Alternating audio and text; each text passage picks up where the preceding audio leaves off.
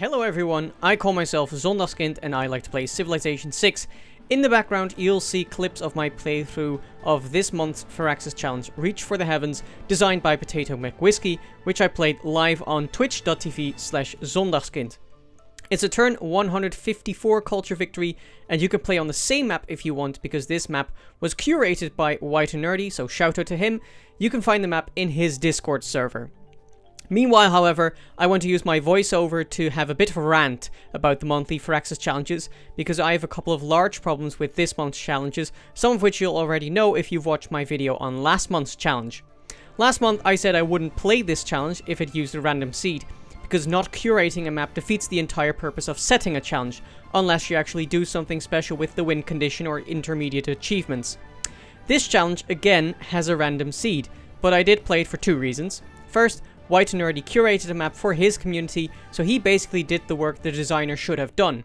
Secondly, the challenge was announced as having been designed by Potato McWhiskey, a huge Civ 6 content creator and someone who has hours and hours and years of experience playing the game on deity difficulty. Potato uses the same verbiage as Firaxis on Twitter, that he's the challenge designer, so I'd have to assume he did design it and had at least as much freedom to design it as the devs when making the previous challenges, because just asking him to pick a civ wouldn't really be designing.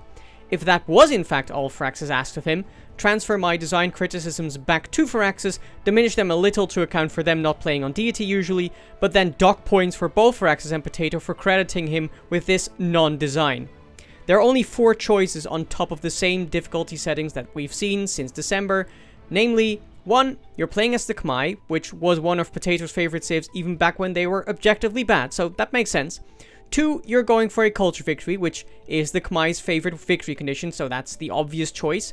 3. You're given a wetlands map, which synergizes with the Khmer's fondness of rivers. And 4. You're starting in the classical era, which gets you closer to the Khmer unique unit and infrastructure without obsoleting any wonders, so that's a pretty clever one. These 4 settings are all good, especially for the implied goal of letting new people get to know this civ, but 4 good settings are not enough.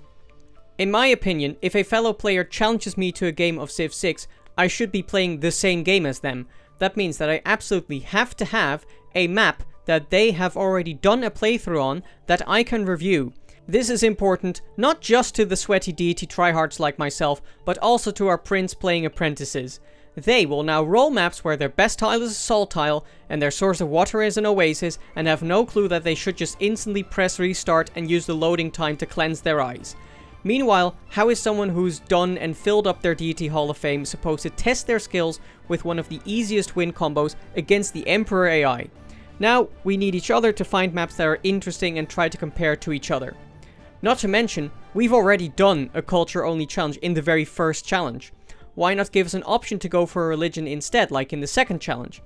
In summary, this is a woefully undercooked challenge, and while I respect Potato enough to play it, I also know he could do much better if he put in the effort and/or is given more freedom.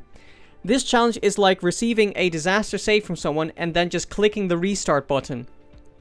Now, I do actually think that reaching out to creators to design challenges can be very inspiring if the execution of it is itself more inspired.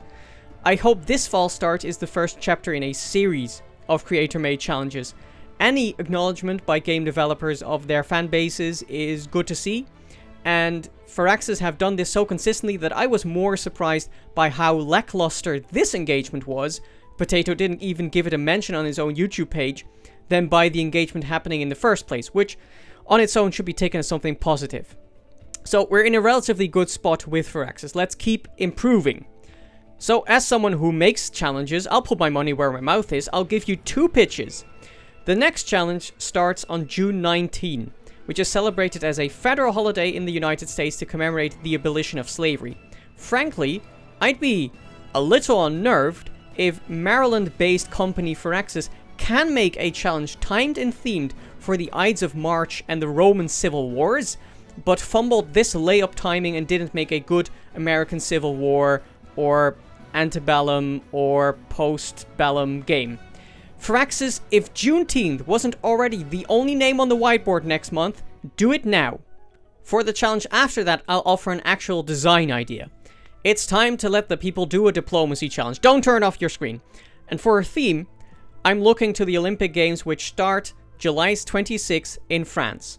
So of course, throw in France, throw in Greece, and to give it a worldwide feel, add Canada, China, Sweden, Brazil, Australia, and Ethiopia. It would be awesome if you could actually pick a civ, but assuming that's undoable, go with Magnificence Catherine of France. To keep it short and sweet, start in the Renaissance era with full vision of the map. I'm intentionally obsoleting Mahabodhi but dropping you off closer to Osakas, and make the game last 100 turns, fixed. Start all civs off with 3 cities and at least 1 entertainment complex, which is going to be important for the World Games competition, which you then hardwire to fire at turn 65, and a World's Fair at turn 35. That's the project where you need to get great people points.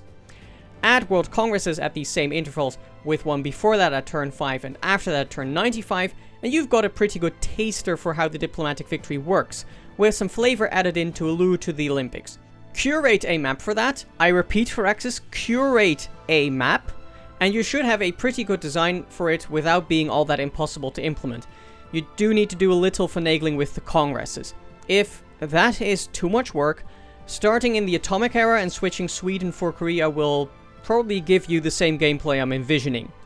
You win so long as you have the most diplomatic victory points at the end of those 100 turns, and us sweats can try to see just how bigly we can win. So, that's my pitch to Firaxis to actually design a uniquely timed and themed challenge of the month in the future. I'd be happy to fine-tune it with them. Did you like my idea? Then do please leave a like on this video. If you think Firaxis should actually stick to these randomly seeded non-challenges, come and pick a fight with me in the comments, and in any case, you can subscribe and ding the bell so you know when my own challenges, for which I do curate the maps, go live. We will see you then. Bye bye.